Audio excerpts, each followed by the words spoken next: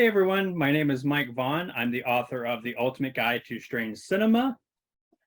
And I am Dillon Gonzalez. I am a senior critic for GeekVibesNation.com and also a co-host of the Home Dance Film Festival podcast. And welcome to a new Video Addict new release roundup. And I know I say this every week, but we got some really fantastic titles. So with that, I'm gonna, hold up. Sorry. We got a giveaway. Yeah, it's giveaway time, and I'm really excited because the good folks at Universal has provided us with Ambulance, the new Michael Bay movie, and it is, well, I'm going to be reviewing it, so we'll get into that later, but you could win this. Now, yours will be brand new. This is just a sexy display model. So all you need to do to win this is just leave a comment below and say which title we've talked about that you're most excited for. And it's just that easy. And that will be going until the end of the month. I think we're picking a winner on June 30th. So you have a couple weeks to get some entries in. Yes, and I also wanted to state this is for US residents. Hopefully sometime we'll work out like a digital code situation for international viewers, but for right now, just within the United States. And with that, we're going to kick things off with season 11 of Curb Your Enthusiasm. And so are you a fan of the show? Yes, I've just like in the past year or so started watching it with my wife, and we're like midway through season 3 right now, so we still have a while to go. Okay, so no spoilers. I've made sure to keep this spoiler free for anyone that hasn't really seen it or hasn't gotten maybe to this point. So this was the last season that was aired. And just to let you know, I double checked, and I believe that there is not a Blu-ray option for this, just DVD. And there's the back. And the discs. So yeah, it's definitely one of my favorite shows. I'm sure you kind of have the bead on like its kind of humor. Oh yeah, and he's ridiculous, but I love it. It's just cringeworthy. So this season starts off with a bang, quite figuratively and literally, when Larry finds a dead body in his pool. So that's kind of where we start. And what's really interesting about this season is it really kind of plays up sort of what's going on in the world right now with COVID. One of the big through lines is Larry's Netflix show. It's so full of like dry and dark kind of humor. I will say that this season is uneven, but overall it's really solid. It's, even though it's for me a slight decline, I still think that the writing is solid, the acting is terrific. You know, I'm such a huge fan of Larry David's writing and his style. Like that dry sardonic wit is something that I love. You know, this looks pretty decent for being DVD. It is kind of a newer upconvert, so it definitely doesn't look as good as maybe like a 1080p. But again, I think it's better than streaming. That's just my opinion. But I think that, you know, as we talked about before, you kind of don't have that compression issue when you like stream stuff necessarily versus physical media. So yeah, it's pretty good. I was kind of, you know, there's no features, which is a little disappointing. But you know, you get the show, you get it pretty decent quality. So Overall great season, and I just it's like it's definitely one of my favorite ongoing shows right now. Yeah, I've been really enjoying catching up with it. It's a show that I've always been interested in watching, and then we're nearing the end of our Seinfeld rewatch, so we're like Oh, nice. including some more Curb in there, and it's been a lot of fun. Yeah, that's great. No, that's kind of a brilliant way to do it too, just to go right from Seinfeld over to this. Yeah, yeah, it's pretty great. My first title is one. It's one of my favorite movies from last year, and that is the new Criterion Collection release of The Worst Person in the World. Yes, which was nominated for Best International Feature at this year's Oscars. And here's the inside. Has a booklet. And this stars Renata Reinsve, who it's a fold-out booklet here. She plays a character who it's kind of her journey through her like romantic life, and kind of like all the choices that you see her with a few different guys. One played by Anders Danielson Lee, who's like really incredible. But it just kind of shows her journey and making some decisions that people like may not find the most palatable all the time, but it's real, and it's like really funny but like emotional. She's delivers probably one of the best performances of last year. I think she should have got a Best Actress nomination. That's just me. Like it's just a really thoughtful movie. It was nominated for Best Screenplay, and in my opinion should have won over like Belfast, but whatever. I really love this movie, and I'm glad the Criterion Collection chose to pick it up and release it. They did a really nice job with it. It looks very nice. I had watched it previously on like a critic screener, which was like DVD quality, so it's kind of like a whole world of difference seeing it in crisp high definition. So I was very excited to get to watch this again. It sounds great. It doesn't look like there's like a ton of features on there, but what is there is pretty like substantial. There's a 50-minute making of documentary where it was conducted earlier this year, like some of the interviews, so you get some like more like current perspective on the movie, like after it's kind of like premiered and everything, and I can reflect back upon it rather than them trying to like guess what the life of the movie is going to be. So you get a lot of great insights. There's like a 18-minute examination of this one key scene in the movie, which I won't spoil it, but it involves like kind of like a freeze frame type of deal. For those who've seen it will know what I'm talking about. And then there's like an 11-minute assortment of deleted scenes that weren't used in the movie, all of which are pretty entertaining. So Criterion, they did a really good job with this. I'm really glad to have this on like a solid physical media release. And yeah, if you're a fan of like kind of not dark comedies, but like realistic, humanistic comedies, The Worst Person in the World is definitely one to pick up. Nice. Yeah, I heard a lot of really great buzz, so I'm definitely going to be picking this up. So my next one is Hamed's Knee, and this is from Kino, and you can see the back there. So this was one. Have you heard of this one?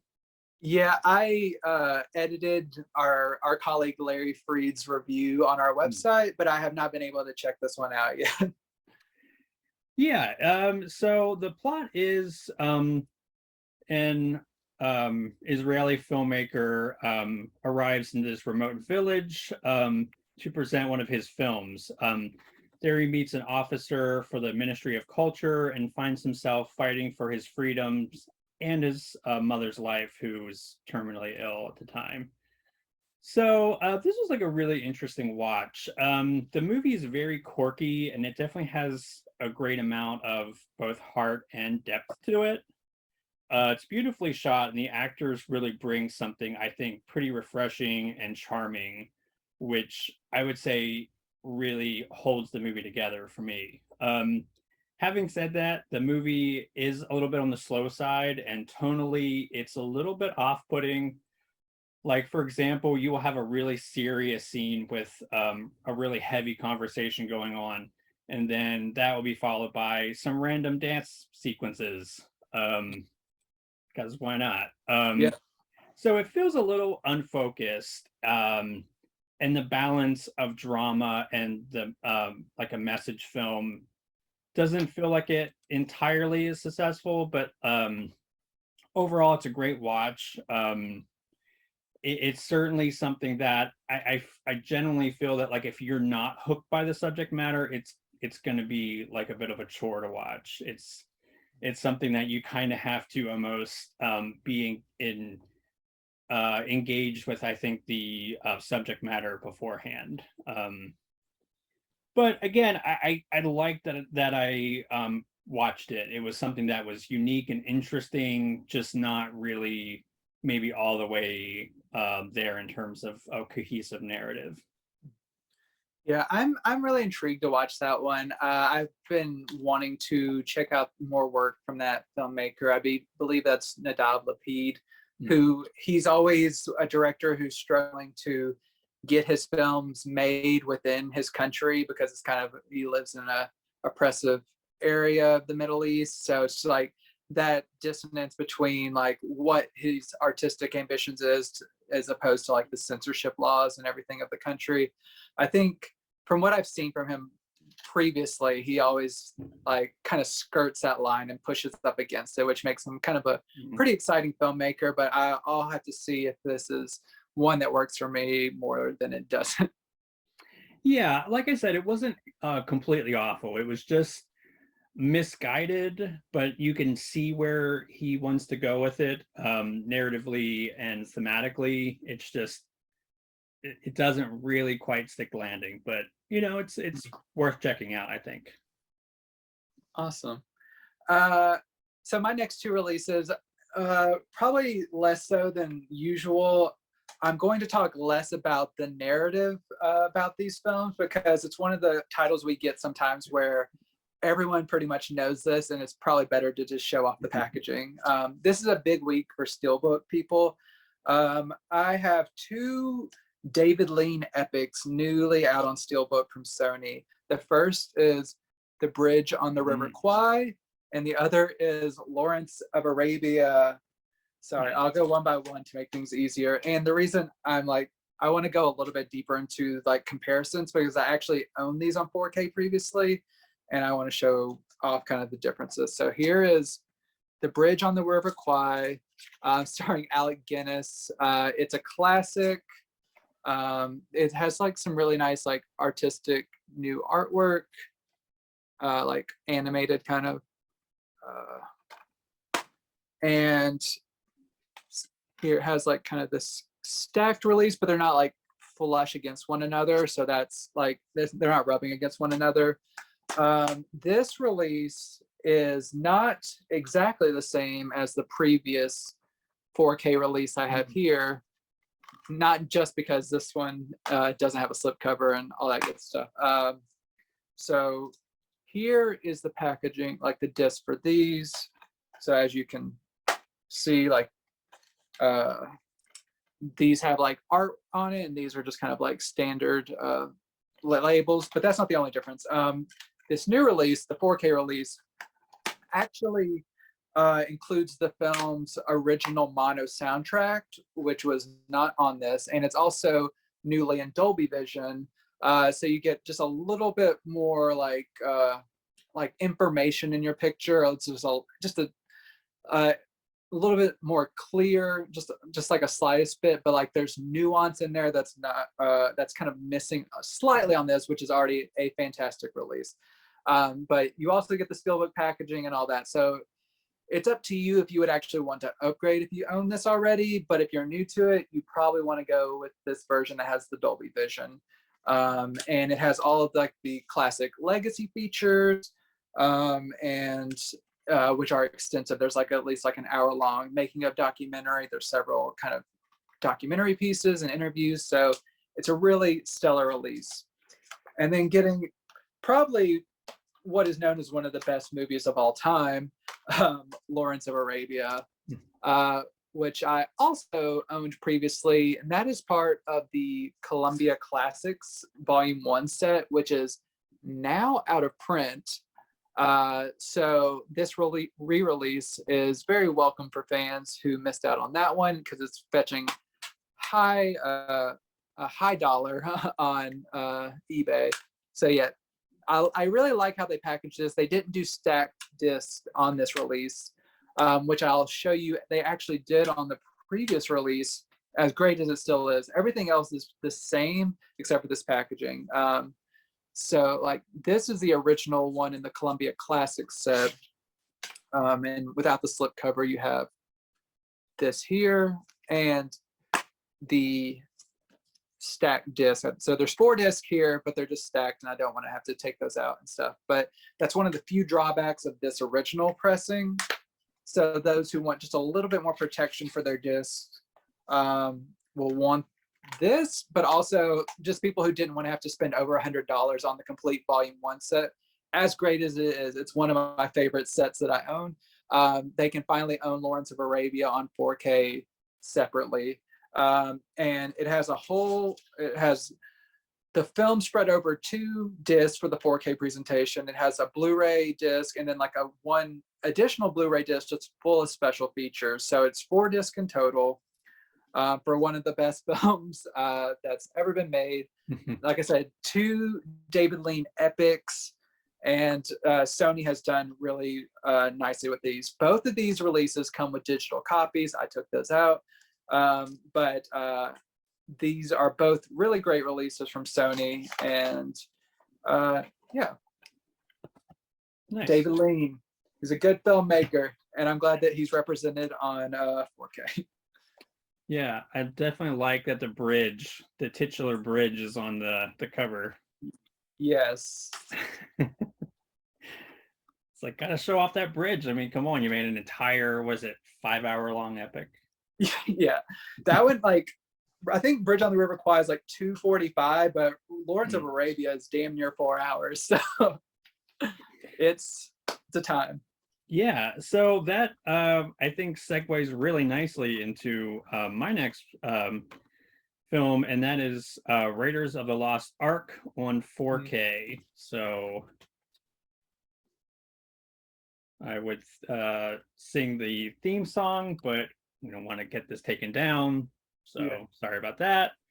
But look, I mean, your Steelbooks were nice, and look at this one. Yeah, like I said, I said it was a big week for Steelbook lovers. They're gonna there's a lot to add to the card. So yeah, so now this also does come with a digital copy that's not in there. Also, look what I got here. Take it out without ripping it. Yeah, don't rip it. That's a bad look for the video. So, ta-da! Got a nice little poster. It's not double-sided, if you're wondering. So let's pop this open so you can see the inside. Nice. Which is really awesome. Yeah, so Paramount has done some really amazing work with their 4Ks. And this is certainly no exception. So, like you, I'm not going to dive deep into this movie because I feel like everyone's seen it, heard of it. This was also previously included in the 4 movie collection, which is also really stellar. So yeah, this is maybe one of the best action adventure films, period. And it really kind of set the bar high for the genre. These were, of course, kind of based on serials from the 1930s and 40s, which is something that Steven Spielberg and George Lucas grew up with and were huge influences on their respected works. Like Star Wars, of course, is kind of based on like Flash Gordon, those serials. And yeah, this is just a huge love letter to those, bygone action films. So yeah, it's interesting that you said that was the Lawrence of Arabia that was slightly nicer looking this time around. Right. Yeah, Bridge on the River Kwai is the one that had Oh, the Dolby Vision added it. Yeah. So I, comparing the previous 4K to this, they look similar, but I think that this looks slightly better, just like quality wise. The colors really pop, and everything looks really crisp. There's really nice stability and overall clarity. I don't know if it's just like that I'm like reading into it too much, but it kind of looks like there's a slight difference in like a higher quality, just in sort of brightness overall. So, bottom line is it looks great. If you've never had this on any other format, or like only had it on DVD or even Blu-ray, well, I will say that just, comparing my Blu-ray to this is like a huge leap in quality. So if you're thinking of, upgrading to 4K, and you want that like amazing film to like really show off, your film certainly would do the trick. And I think also Raiders of the Lost Ark would definitely be another one you will want to grab. So, and again, packaging is really fantastic. I know that they are planning on doing the other films in the Steelbook as well. Yeah. I believe they just announced the second film later this summer, which hopefully we'll be covering for you guys. And yeah, I think it's very much worth picking up. Yeah, I had a lot of fun. Like, I reviewed the set whenever it originally came out, but then I rewatched them with my wife like in December. Like, for kind of our Christmas tradition is we pick like one franchise and just kind of make our way through it Right. during the Christmas season, just to like balance the Christmas, like actual Christmas movies. And that was our franchise, since we had these newly out in 4K this December. And it was so much fun watching it with her because she had never seen them before. So like, I have fond memories of watching this just recently, and I love the disc so much. It looks so much better than I never upgraded to Blu-ray. I just had the DVD, so it was like mind blowing to me. So such a great release. Nice. Yeah. My next release, it's interesting because we were talking about Dr. Jekyll and Mr. Hyde recently. Actually, that episode has not dropped yet, but no, it has as this recording. It'll be up by the time this goes up. But we talked about Dr. Jekyll and Mr. Hyde recently, and I have another adaptation of that story, which I had never actually heard of before, and that is Arrow Video's Edge of Insanity with Anthony Perkins, which whenever I saw this was announced, I heard that Scream Factory had released this, I think, in a double feature previously. Yep. With Destroyer. Yeah, okay, thank you for the assist. Yeah, I've never seen either of those movies. This is the well-appointed booklet, so I did not really know what I was getting into with this one, and so I'm assuming you've seen this. Yep. Okay. It is quite a movie. Yeah. I will show you the reversible cover art. There's dear old Anthony Perkins getting a shot of him, how he's looking whenever he turns kind of Mr. Hyde-esque. So this movie, it starts out kind of trying to give some context to the good doctor's issues, which they manifest as a young boy seeing people getting busy in a barn, and then it kind of evolves from there, and then has him getting high on drugs, and eventually turning to that. It's a classic trope, everyone knows that he turns kind of to like the Mr. Hyde character, but then they kind of weave in a lot of like Jack the Ripper lore, and they kind of like tie that into this. So it's a really kind of mixture of different properties that I think was mostly successful. I think Anthony Perkins especially does a really great job. It's a little bit all over the place, and I I guess it just wasn't like as cohesive as it could have been. But overall, I found it to be an entertaining watch, probably mostly because of Anthony Perkins. But there's like this is much more visceral than the Dr. Jekyll movies we were talking about from like the 30s and 40s. There's like a lot more like bloodshed, a lot more nudity. There's like a particular trip to the bathhouse where I was like, man, I like there's like 15 dongs in this shot. This is wild. Which I was surprised from an R-rated movie, but I mean, they're just going for it. So it's an entertaining movie, and Arrow Video did a really nice job with this. From what I can tell, this I know this is a brand new 2K restoration. Looking at screenshots from the older release, this looks like quite an upgrade. So yeah, it's a 2K restoration from a 4K scan, and it has like a lot of great special features.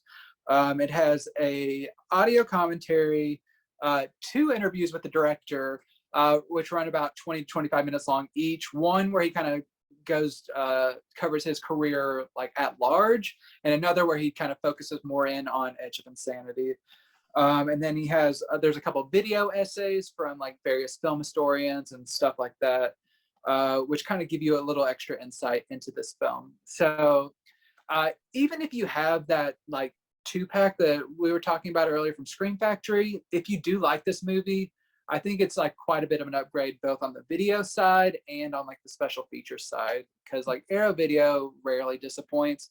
The only disappointing part of this is that there's no slipcover, but it's just me being greedy. So overall, Edge of Insanity I think is a pretty decent movie. How did you feel about it when you watched it? Yeah, so I also think that it was very uneven, a little bit bloated at times. I think that it maybe could have used a tighter focus. I do like how they kind of tried to weave the Jack the Ripper stuff. Although again, I feel like, you know, the Jekyll and Hyde or the Jack the Ripper could, you know, pick one. Yeah. Like, I understand why you would kind of want to like meld the two, but I just think that it makes it a little bit too complicated. And listen, you come for Anthony Perkins and you stay for the dong. So yeah, that's our motto. That's the GVN promise.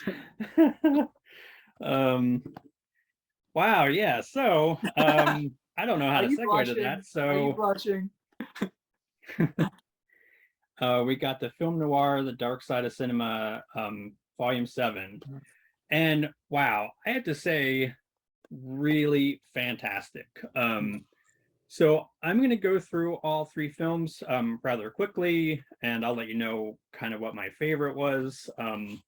They're all really good, but there was like a clear standout for me. We got The Fearmakers, which is really fantastic, and one that is pretty eerily like relevant today, and I'll get into more of that in a little bit. But so this is directed by Jacques Tourneur. He's a very famous filmmaker. He did some great stuff with Val Lewton, pretty classic, you know, like he's got some really classic films in his resume. And then we got the film noir regular Dana Andrews, and he plays a man named Alan who was recently released from a Korean POW camp. And he's also a co-owner of a PR firm until he finds out that his partner sold it out from under him and later died under rather mysterious circumstances. So he starts to investigate what's going on, and he uncovers some like shady political lobbying. Yeah, so it's interesting because the film really talks about fake news and how outlets and polls and PR firms can mislead the public. and ultimately mislead you into voting for whatever politician they want. And it's really eerie because this is like the big, bad thing that Dana Andrews is trying to stop. And we kind of live in that world now where that's not even, we don't even bat an eye really. That's just how things are done. So, in that regard, it is really fascinating. The movie also is beautifully shot. Sam Leafkit, I hope I'm saying that right. He photographed such classics as Anatomy of a Murder and 1962's Cape Fear, among others. And it really looks fantastic. And I think Dana Andrews is always great. He always kind of underacts things, but I think that in a hard-boiled noir, it comes off not like underacting, but more like stoic and sort of world beaten. So I think that kind of plays to that noir strength.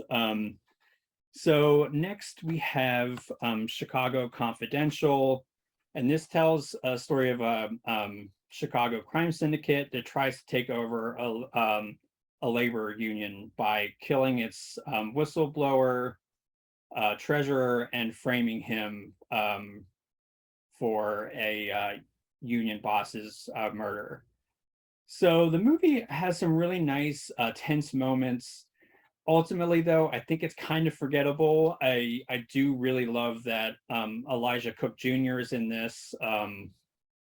He plays this like lovable loser caught up in all these evil machinations, and it's all. I mean, again, he's always so fun to watch.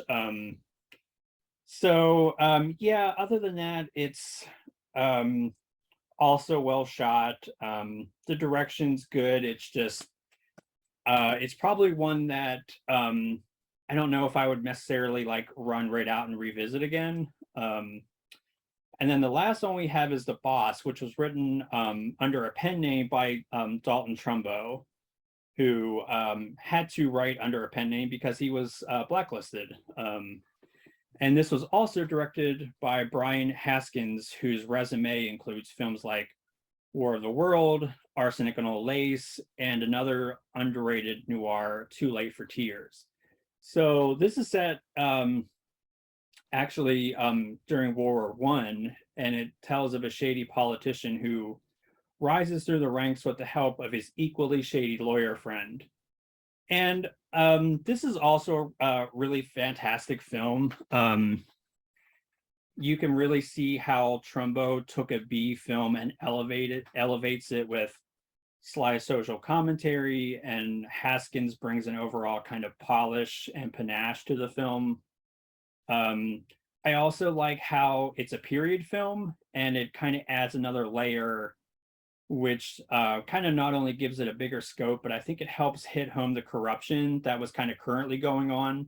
As I alluded to earlier, this was during like the McCarthy era, and a lot of people suffered greatly because of that, including Trumbo.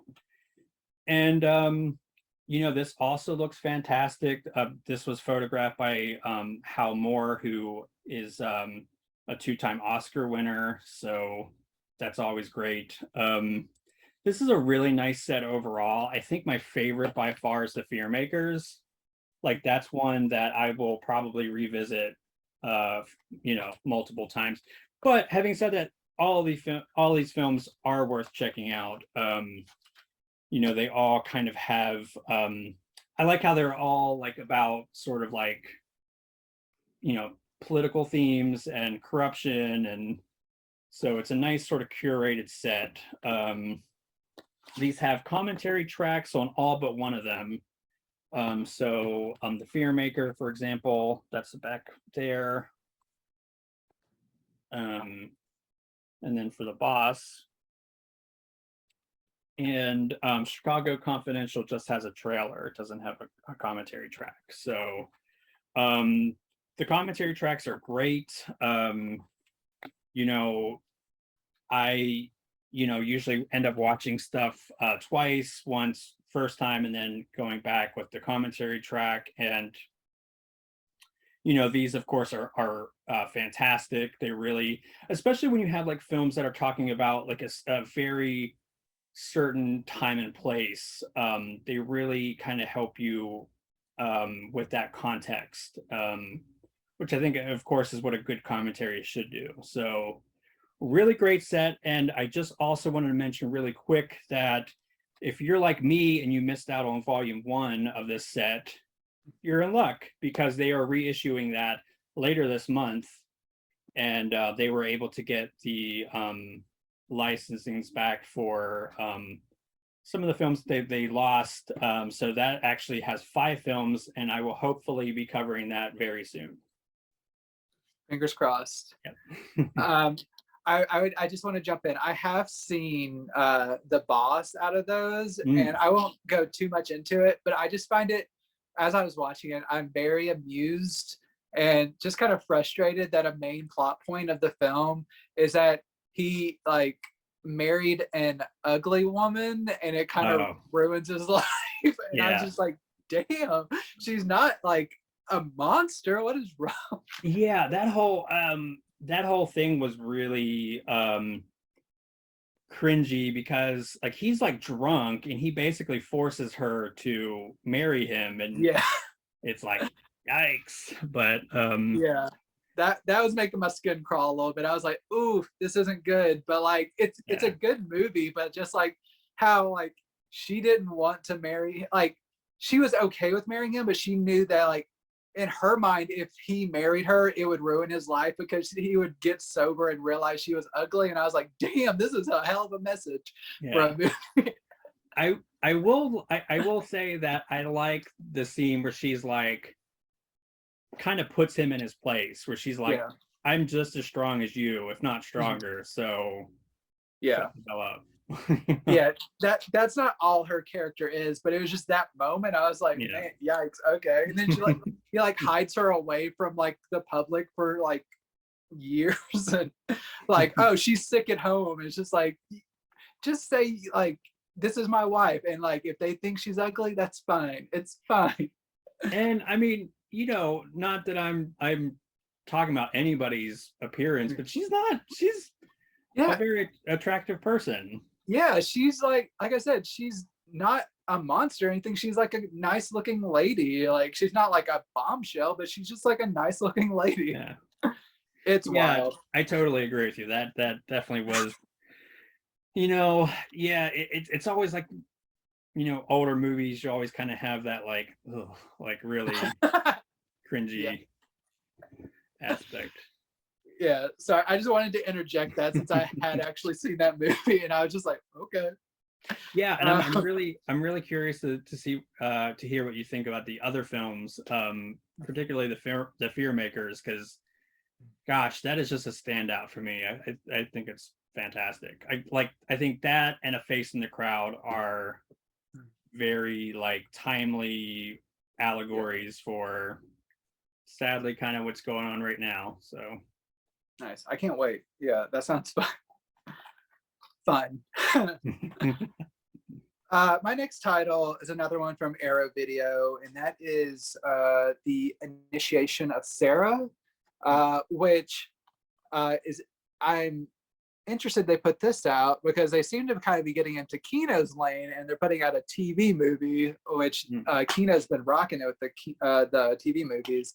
But Arrow, they also did an amazing job with this release. I had, once again, never heard of this release, but I did quite enjoy it. I got the booklet here.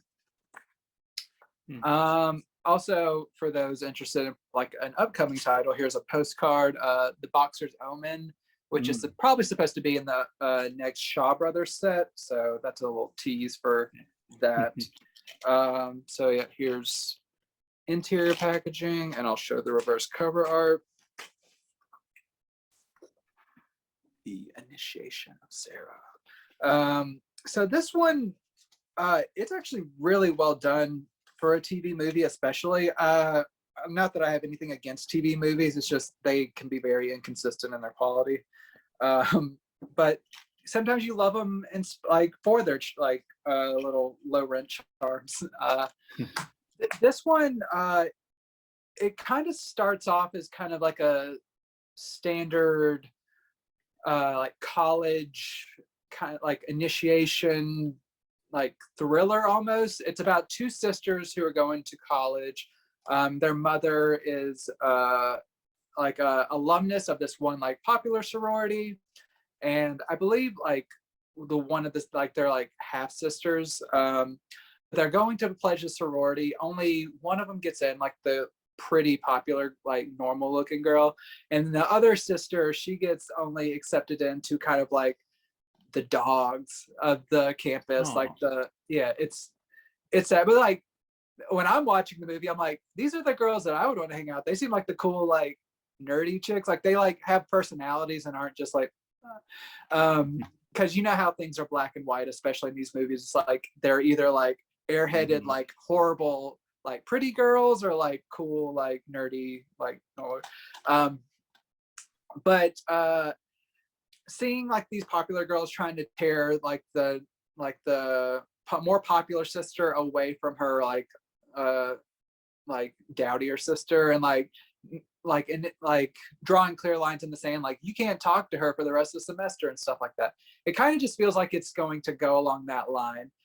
But throughout, there's kind of like some Carrie-esque like telekinesis like instances of like the more plain sister making things happen, like a piano dropping that's being like pulled up by like a lever, like trying to be like loaded up, or like people being like pushed into walls and stuff, and you're like, okay, there's more stuff getting like cooking in this movie. The piano got you, didn't it? Yeah. Like, well, I didn't mean to interrupt. I was just thinking like Looney Tunes, like right away. Yeah, but you know whenever you see like these like frat guys like, oh, we need to like get this piano to the second floor, and I'm like, this isn't gonna end well. This is but then it kind of like devolves into her being like kind of tortured by the more popular girls, the leader of which is Morgan Fairchild, who we talked about recently in Phantom of the Mall. So like she's kind of awful, like just the worst. And it goes from there. It's a really, for a TV movie especially, it's really well made and interesting, and surprisingly substantial. It's 97 minutes long, which I feel is longer than the normal TV movie. Usually they're about like 75 to 85 minutes. So like this is actually like more substantial than I was expecting, at least. Not that I have any problems with it. It was pretty perfectly paced. I had no issues. The acting is pretty solid all around. It stars Kate Lenz, who people might know from House, and just not like a ton of huge names, but like some names you would probably recognize, like some that I've already mentioned. Like the previous release, this comes from a new 2K restoration of a 4K scan. It has an audio commentary from Amanda Reyes, who always like has good audio commentaries for TV movies, especially. I'm pretty sure she wrote a book about it, which as many movies as I'm watching, like TV movies I'm watching, I need to probably pick that up because it seems really interesting. There's a handful of like visual essays that are kind of going into kind of some of the like witchcrafty empowerment themes. There's like a lot of really good like essays on here that kind of beef up this overall package that Arrow usually does. So yeah, it looks great, sounds great, a lot of great special features. So especially if you're into like really well-made TV movies, or if you just want to view this as like, don't even think of it as a TV movie, it's just a really good movie. Initiation of Sarah, it got the job done. Maybe not to the level of Carrie, but like it's a solid movie. Nice. Yeah, I do really like TV movies. I really like really cheesy bad TV movies too. So would you say this is a little bit more of a elevated kind of more polished yeah, TV movie? there are some cheesy moments. Don't worry, you'll get a little bit of your fix, but like you'll also just be like, oh, this is a solid movie. Yeah. Compared to a lot of stuff I've seen for review, it's up there. Yeah. It's like better than a lot. Yeah, you had me at made for TV horror movie. I know Kino has a bunch coming up when I'm like, give it to me, all of it. Yeah. So my next one is Ambulance, Yeah. and that is the one that we are giving away. So, oh boy, have you seen this? I watched it last night because Jessica was in the mood for just kind of like a mindless time. I was like, ooh, do I have the movie for you? Especially since we're a huge Jake Gyllenhaal fans. So Oh, yes, nice. I like this is one of Bay's best movie in a long time. Michael Bay, like especially because he's been stuck in Transformers land. This just got me back to like the action spectacle that I want from him. But I won't hijack this. I want to know what you think.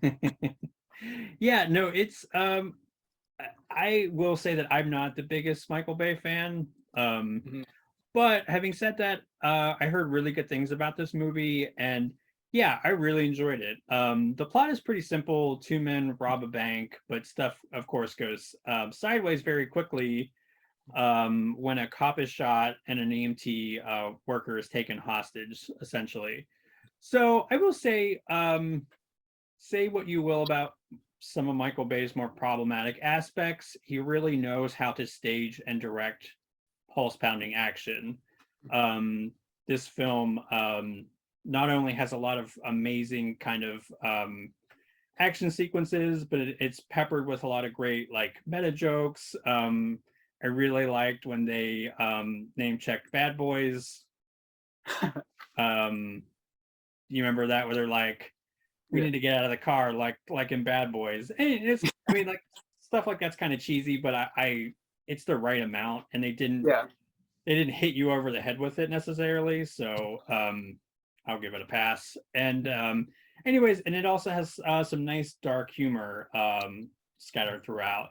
And surprisingly, this isn't as gory as some of Bay's other outings. And I was pretty thankful that a lot of the leering male gaze stuff was almost non-existent. Tonally, the movie is at times pretty odd. Like you'll have some really tense, very viscerally angry moments, and then like a few minutes later, and the leads will be singing "Sailing." Yeah. But this isn't bad. I mean, this is like a lot of fun. And even some of like the jarring tonal shifts, I didn't mind because the movie establishes this sort of hyper reality to it. And yeah, it's not perfect. It's kind of littered with some cliches. There's some very ham-handed plot conveniences that you sort of have to just roll with. Overall, it's a really fun film. The acting is great. The action is top notch, and yeah, I think that I was just really pleasantly surprised. I actually thought that there is a. It's kind of weird. They make it a point to establish that the what was he like the chief hostage guy was gay or has a husband.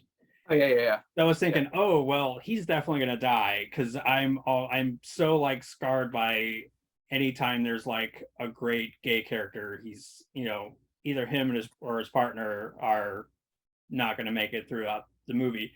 But not only did they make it, but he's actually the hero of the story. So I was like, that's pretty awesome.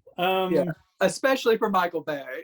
Right, and it kind of makes me think that he's like really growing as an artist. I think that it's not that I don't think that there's a place for his older films. I just think that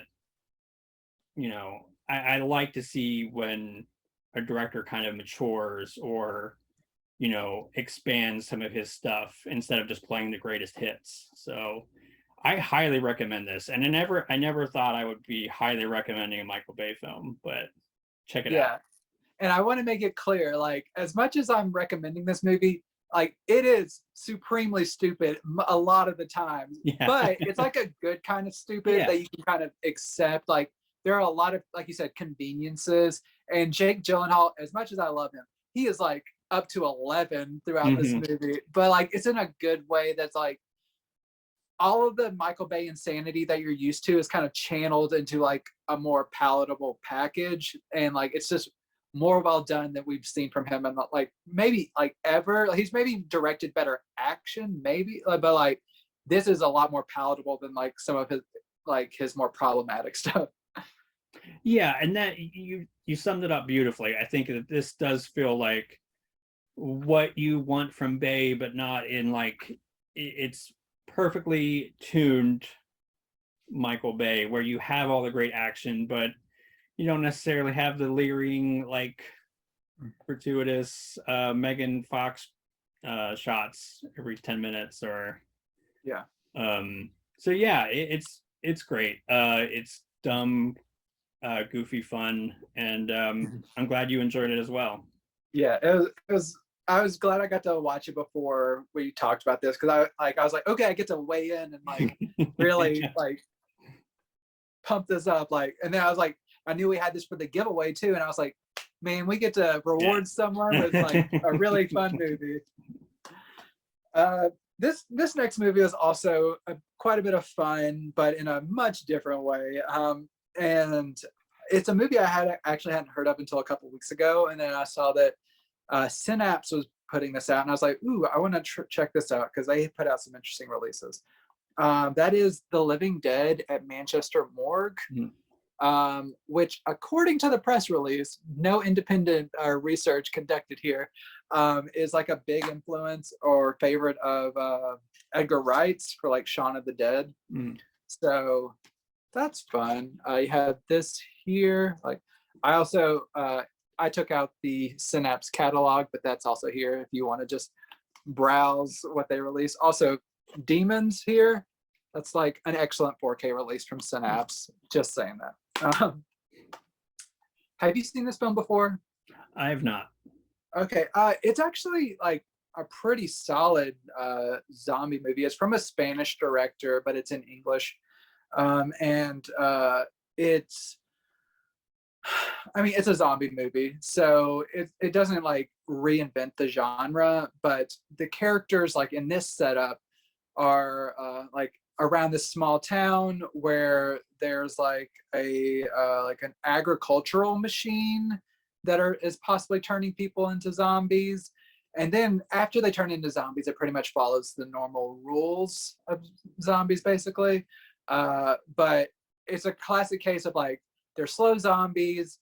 There are a few people who are realizing what is happening, and then there are other people who could probably help them like stop what is happening, but they refuse to believe that it like, they think that the murders that are being committed are by like these like basically like hippie transgressive types, and it's just like, no, there's people coming back from the dead, and they're like, no, we're gonna get you, you killed a police officer, and they're like, no shit, we didn't do it.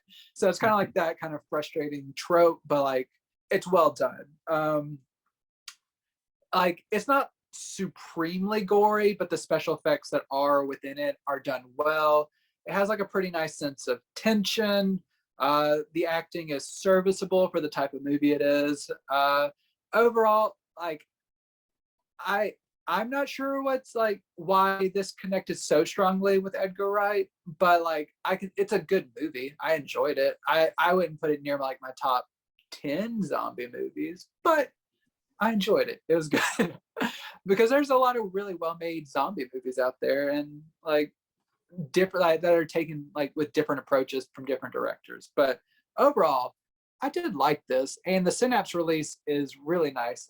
It comes with a 4K restoration from the original 35 original camera negative, 35 millimeter.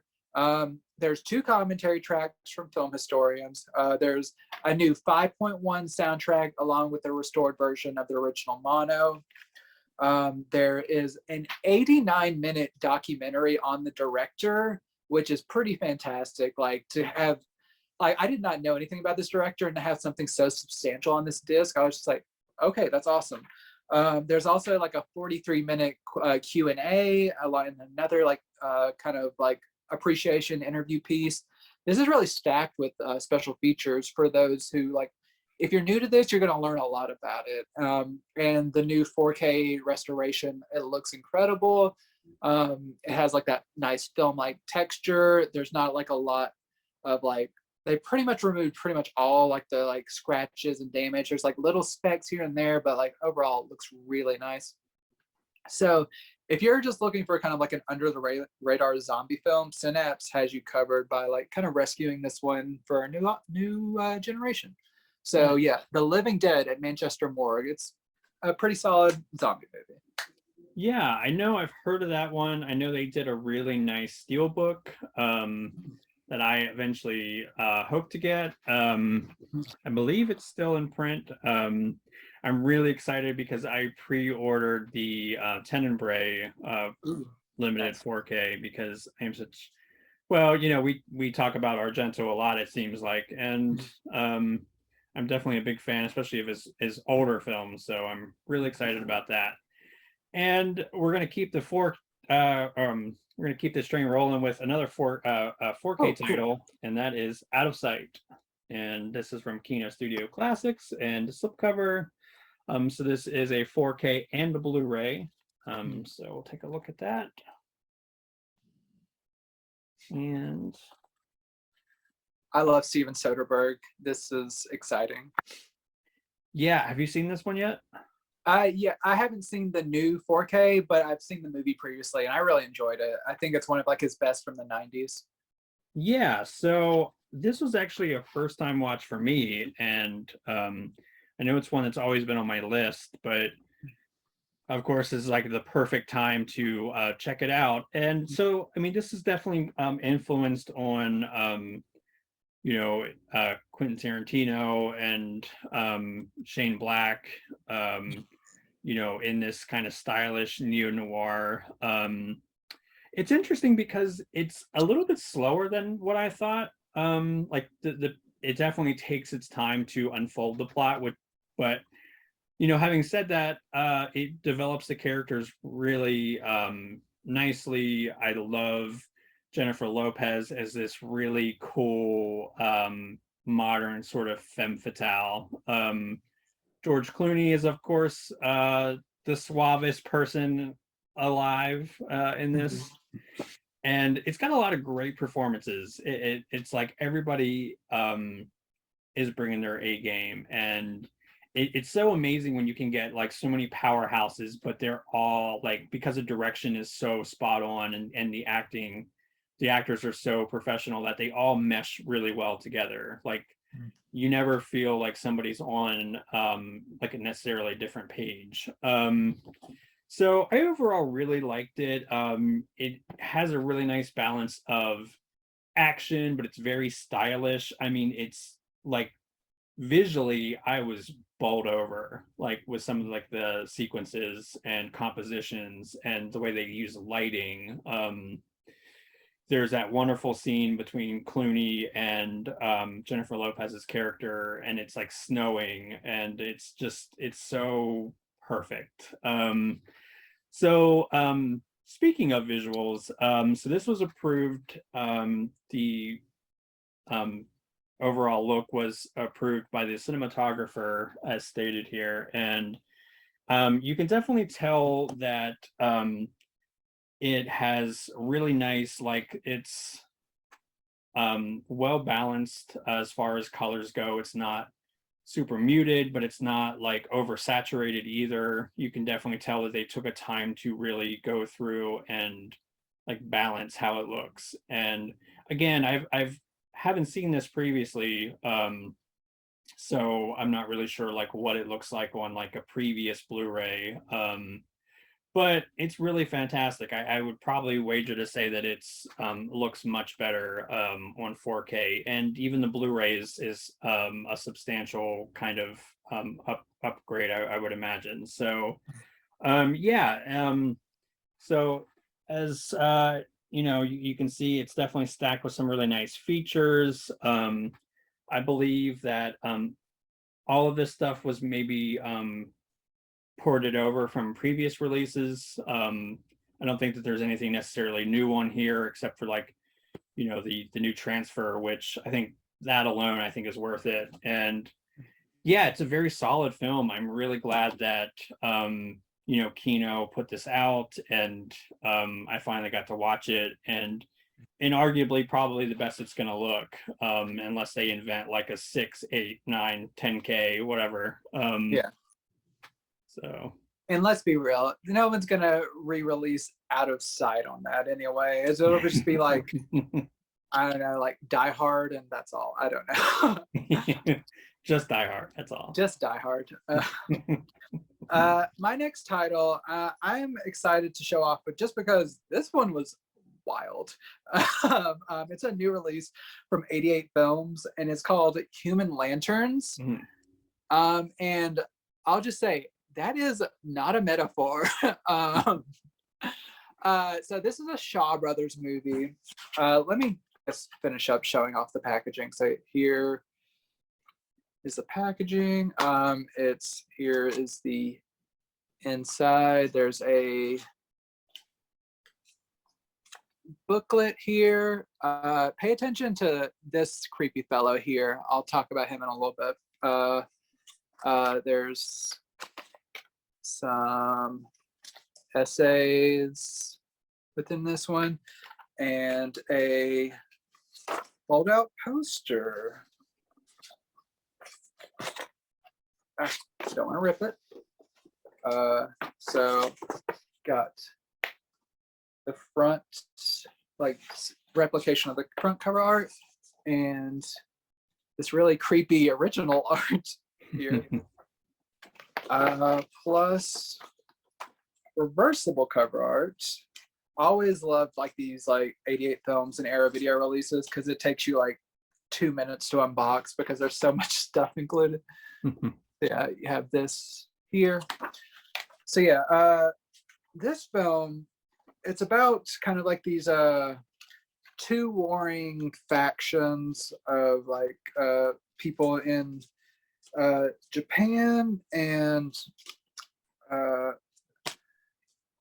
they're kind of trying to compete to show supremacy in this upcoming like lantern festival, and they're like, we're gonna have the best lantern, we're gonna have the best lantern. And one of them decides to go to like this famous paper lantern maker who is kind of off the grid but holds like a feud against like the outside world and them in particular, which they can't really pick up on. And it turns into, this is one of the rare Shaw Brothers movies, which like, for me at least, I don't think it's rare overall, but I have not seen a lot of these where it mixes in horror elements. And he starts like, it takes on like kind of like slasher elements where he starts hunting down members of their family and like turning their skin into lanterns, and it is wild. So yeah, like that creepy dude I showed you, he shows up and like takes out people, and like it's pretty violent, like more violent than I was expecting. I didn't really like read up on this movie too much before starting. I knew there was like horror elements, but then like I was like, oh, Human Lanterns, they mean it. So yeah, it has like elements of like kind of like slasher and like grotesque horror and like gore, and it's a lot, and I had fun with it. Like I'm when I say it's a lot, it's in a good way. So yeah, this comes with a new HD transfer. It has an audio commentary. It has an interview with Susan Shaw and actor Linda Chu, along with all of like the like package special features. It has, I think, new English have been newly translated, so they really put a lot of care into this. And yeah, so yeah, Human Lanterns, it is quite a journey, but is one like if you're wanting like a different version of just like the typical like martial arts Shaw Brothers movies, this is a intriguing direction. Nice.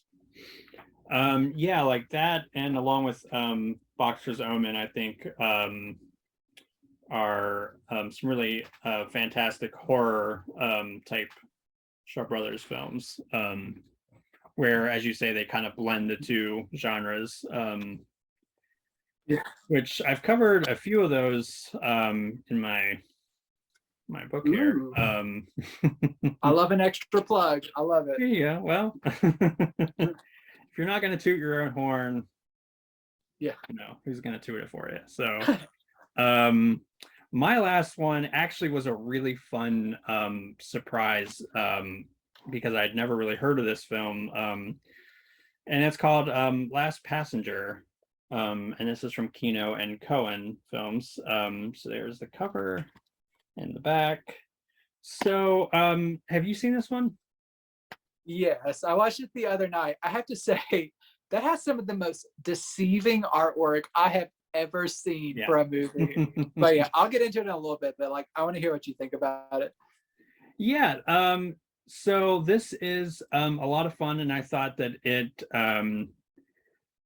so the plot basically is a small group of everyday passengers or are on a London commuter train, and for seemingly no reason, the driver has kind of taken over and has sort of designs of his own for the passengers. So I keep it kind of vague because there's a lot of really interesting stuff going on. It's definitely, I think, a really nice love letter to like early Hitchcock thrillers. There's a lot of tension, and it's an overall engaging mystery. It's interesting because I kind of thought it was going to be something maybe similar to Speed, but I was surprised when it went in a different direction. Again, I'm going to be kind of vague about things as to not spoil anything.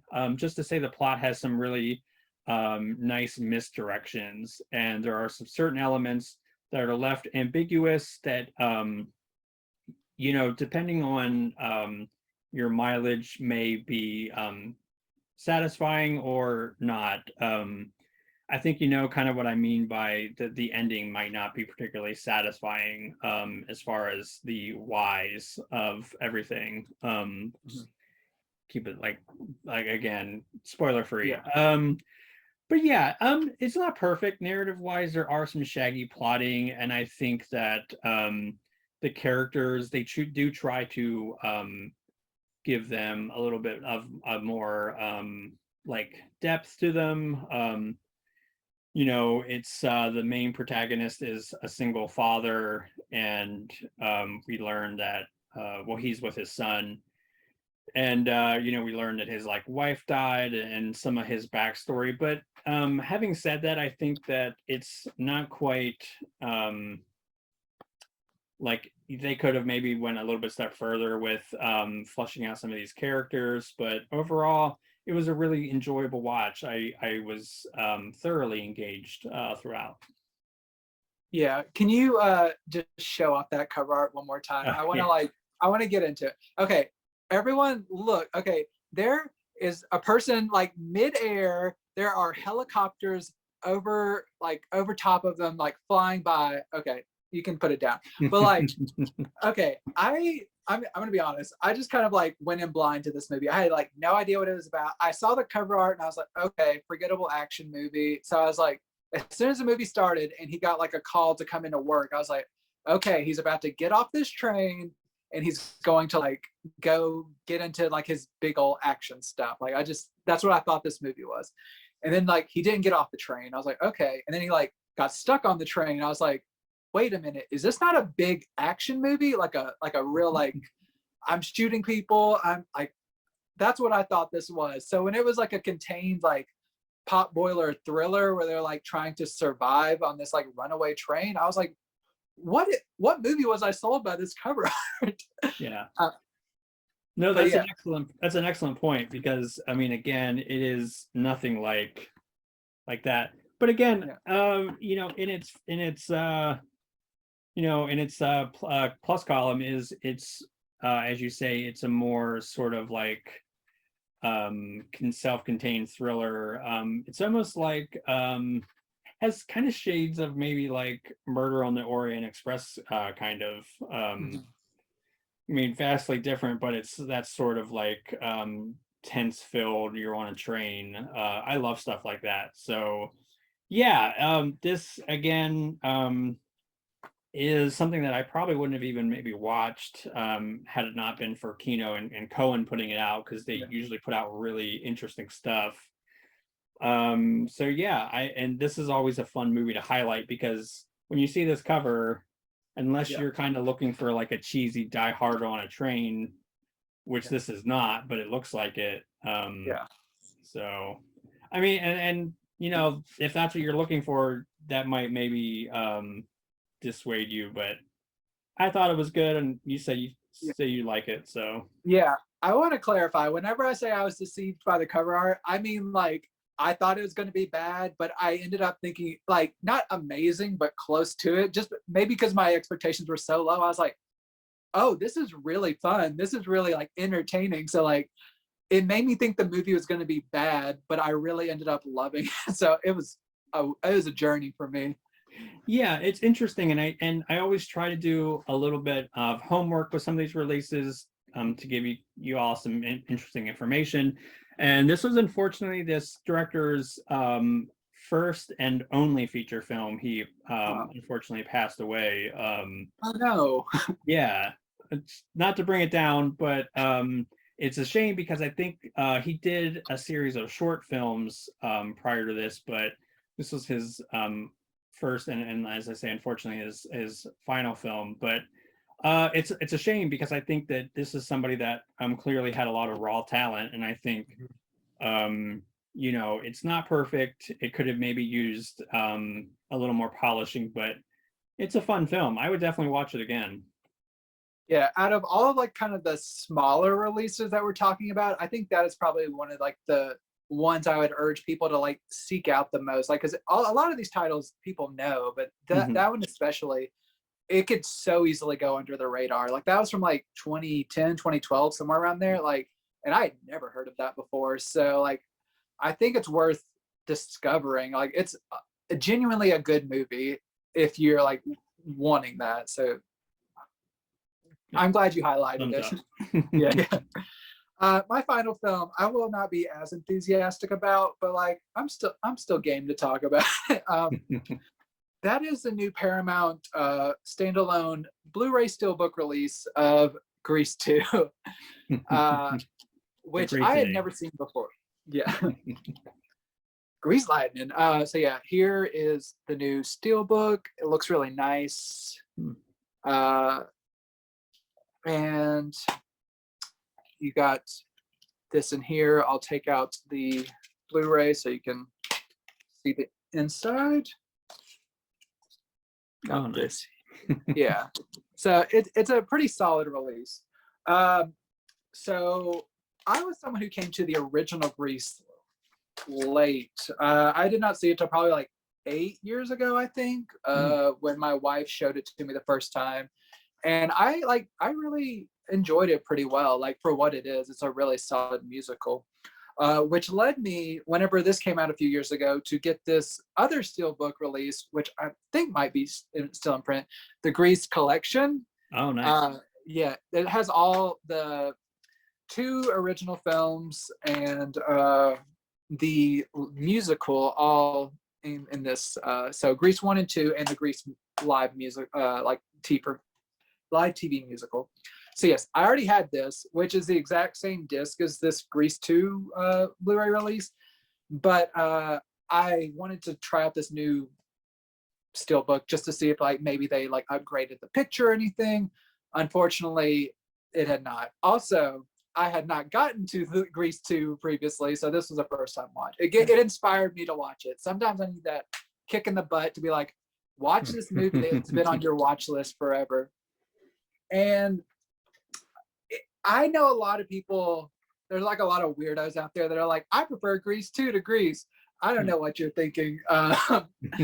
But uh, it's basically the first movie, but opposite. So like kind of the character who needs to transform to fit in, which is already like kind of a bad message, is the guy this time who he's kind of like a vanilla type guy. They don't really give him a lot to do. And the cool girl who they're trying to impress is Michelle Pfeiffer. And like she is the reason for this movie. I love her so much, and she like, while her character is not given like a ton to do, I love her so much that just seeing her just being like cool and like witty, even though they kind of make her pretty dumb, is enough for me because I just love Michelle Pfeiffer so much.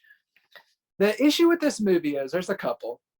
The songs aren't that great. Like for all the issues with the first movie, like some of like the cringy elements that haven't aged as well, people know the music and like they can like sing along and it's like pretty catchy. Grease 2 kind of feels like you're watching like a weird, not as good version of Rocky Horror with like kind of like the rocking elements and stuff. Like the music, it's not polished enough and like it's not catchy. It just kind of like you hear it and you're like, oh, that was fine, and then you kind of go on with your life. And then also all of the charm of the first one, like a lot of it came from like kind of the side characters and their relationships with one another. Like the pink ladies in there, they had like a lot of good like dynamics with one another. Outside of Michelle Pfeiffer, the pink ladies in this one, they're not really giving them a lot to do. And then all of the T-Birds, which is like kind of like the male gang in there, they're not needed for this movie. They don't do anything in this movie besides harass women and like just try to get in their pants. Especially one particularly cringeworthy moment where there's a song, I think it's called like "Do It for Your Country" or whatever, where a T-Bird, he takes his girlfriend down to like a bomb shelter, tries to gaslight her into believing that there is like a war going on and that he is about to be probably drafted for the war, and that she needs to sleep with him for the good of the country. Like that's what Uncle Sam would want to do. And I was like, I am losing my mind right now. This is insane. So that is the most cringeworthy part of this, but there's several cringeworthy parts of this. It's just like, it's unnecessary. It's like they don't do the first movie as well. Like if they just gender swapped it and like had a little bit more depth to the side characters, it may have been like passable. And it still is passable in one sense, but it's not a great movie by any means. And like, I understand if you have an affection for this movie, but this holds no candle to the first movie. And like, if it wasn't for Michelle Pfeiffer, I probably would not really care about this. There's like a couple returning characters from the first movie, but for the most part, there's like mostly new people. So yeah, if you're a fan of this movie, this is a beautiful standalone release, and which might be convincing enough for you. But if you already own this or you're on the fence about it, it's not a great movie. So, and there's no special features, unfortunately. It looks great. That's a plus. It looks great. And like the audio is pretty serviceable. But the movie itself just has some inherent issues that it is what it is. Yeah. I need a Grease and Carrie kind of crossover movie. Yeah. Like, wouldn't that have been amazing for the sequel? Yeah. That's the true Grease 2. That's the Grease 2 in my heart. So yeah. Yeah. So yeah, that will, I think, wrap up. Those are some really great titles. And just to remind y'all that we have a Ambulance 4K and Blu-ray giveaway, and we will be running that till the 30th of this month. US residents only, please. And you can win this, which we both really liked. So with that, I will say, if you are new to the channel and the video, please consider giving us a like. Again, comment to win this great release, and subscribe, because we're going to be doing more great videos in the future. So thanks for hanging out with us.